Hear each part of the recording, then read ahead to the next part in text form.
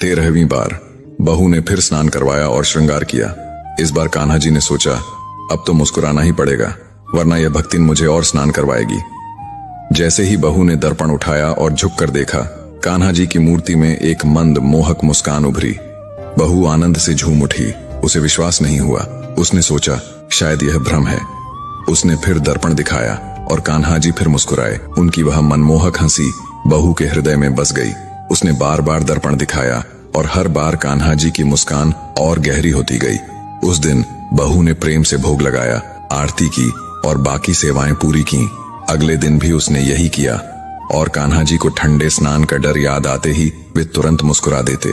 धीरे धीरे बहू को लगा कि वह सेवा में निपुण हो गई है।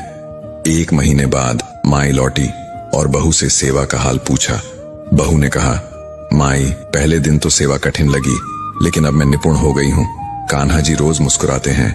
अगले दिन माई ने खुद सेवा की और दर्पण उठाया।